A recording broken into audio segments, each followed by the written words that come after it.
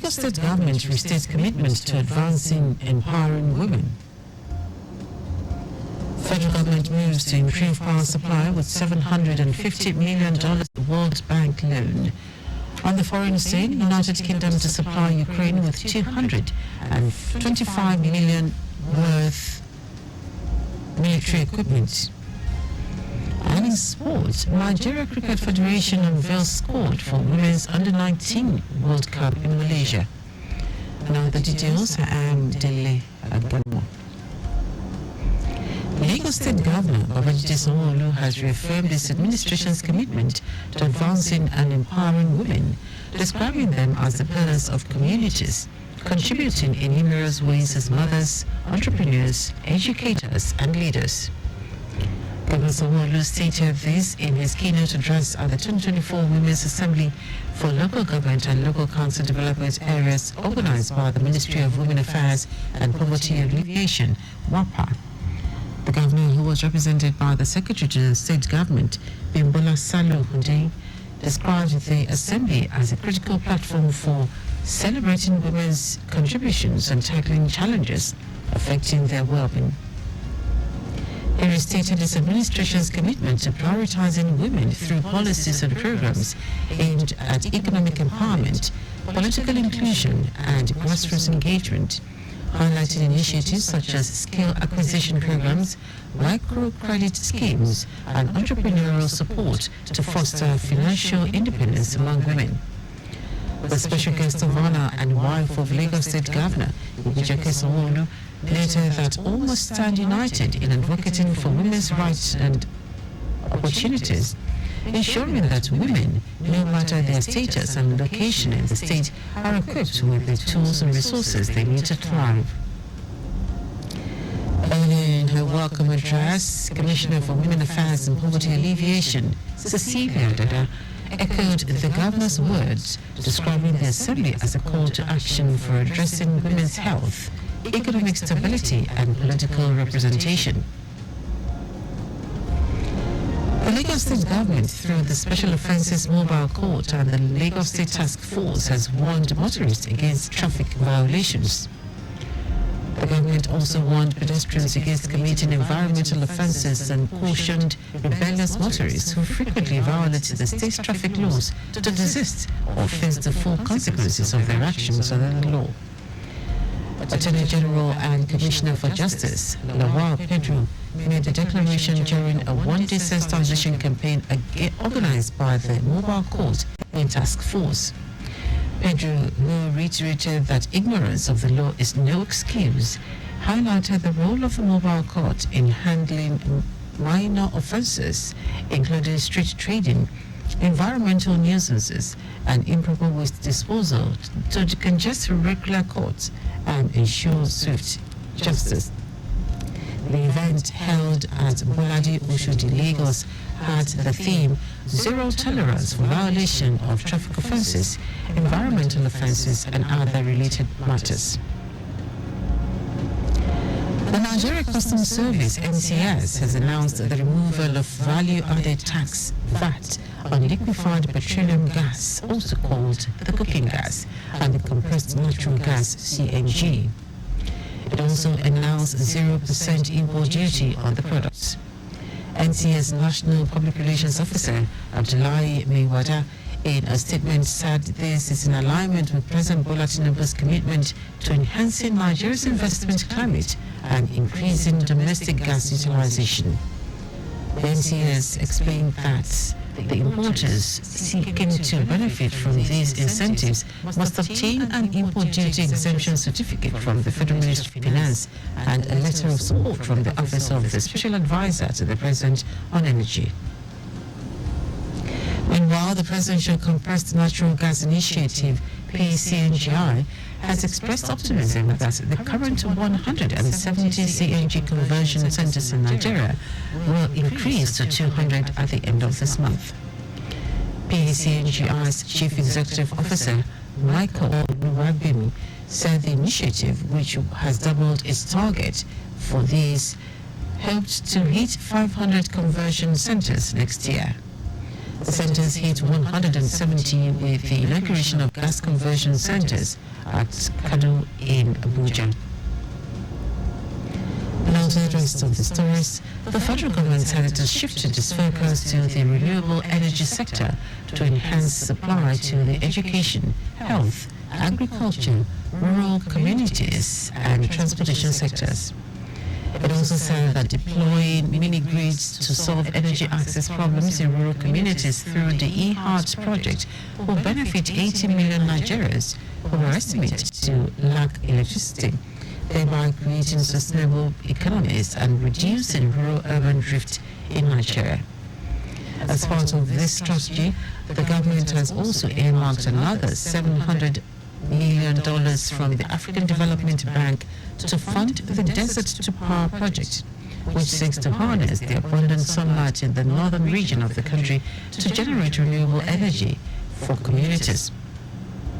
Speaking at a stakeholders engagement workshop organized by the Rural Electrification Agency in Abuja, the Minister of Power, Adebayo Adelabu, said off-grid electricity supply has become a key component of the government's plan to bridge the electricity supply gap. Adelabu, who was represented by the Director, Renewable and Rural Power Access, Sunday Owolabi, expressed optimism that the various projects in the renewable energy sector would impact at least 13 million Nigerians.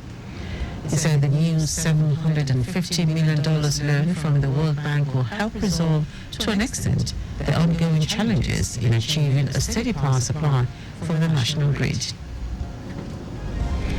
The Coordinating Minister of Health and Social Welfare, Mohammed Ali Pate, says the past 1 year witnessed the highest enrollment in the National Health Insurance Scheme, NHIS, than any other year since the establishment of the National Health Insurance Authority, NHIA.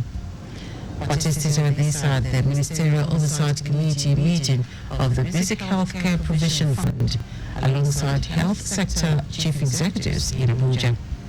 The minister said 2.4 million Nigerians embraced health insurance within the past year, bringing the total number of Nigerians covered to 19.6 million. He said the rising number of registrants underscored the Bola Tinubu administration's verifiable commitment to universal healthcare access nationwide. The federal government has bolstered the Nigerian Army's operational capacity with the acquisition of 43 Bayraktar TB2 drones, primarily for deployment in the Northwest Theatre of Operations. Commander of the Nigerian Army Space Command, Brigadier General U.G. Ogeleka, stated this during the winging ceremony of 46 personnel trained in the operation and maintenance of the drones. The initiative, codenamed Project Guardian, aims to strengthen military operations against insurgency and other security challenges in the region. Ogeleka said between May and September 2022, a team of 35 officers and 11 soldiers from the Nigerian Army's routinely piloted aircraft systems regiment underwent special ops training in Turkey on the operation and maintenance of the drones. Also, the Chief of Army Staff, Lieutenant General Olufemi Oluyede, praised the acquisition of the drones and the training of personnel as significant steps towards enhancing the Army's professionalism and combat readiness. Oluyede further revealed plans to procure additional unmanned aerial systems in the coming year to strengthen military operations across all theatres in the country. Now to foreign news. Britain has unveiled a package of £225 million in new military aid to Ukraine for next year, including drones, boats and air defense systems. The move came after the UK's Defense Secretary John Healey visited Kiev, holding talks with his Ukrainian counterpart Rustem Umerov and vowing to step up British support to Ukraine in 2025. Healey said the UK would also boost the training program for Ukrainian soldiers run with key allies on British soil known as Operation Interflex. under which 51,000 recruits have been trained since mid-2022. In July, the new Labour government vowed to commit $3 billion a year in military aid to Ukraine until 2030 to 2031. The new package will include £92 million for equipment to bolster Ukraine's navy, including small boats, reconnaissance drones, and uncrewed surface vessels.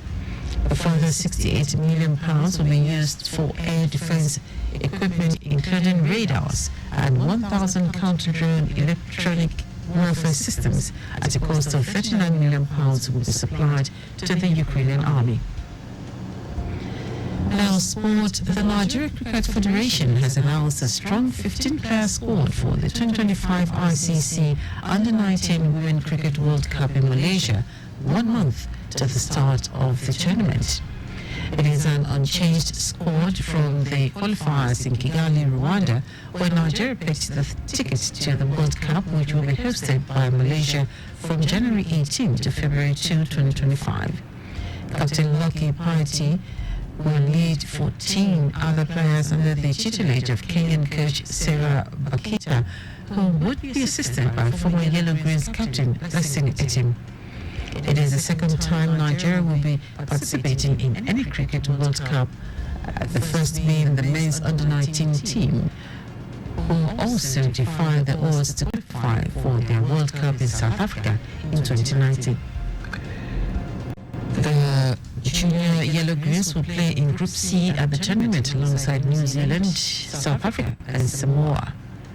And that is on News at 10. Just before we go, your vehicle is not a strong room. Always keep your valuables off the view of miscreants.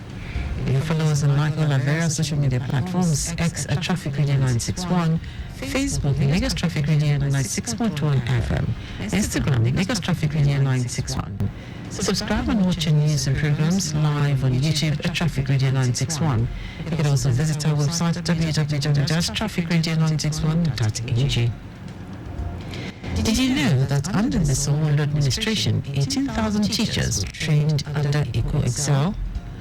You can get more details on the Lagos State Government website. To end the news are the highlights of major stories.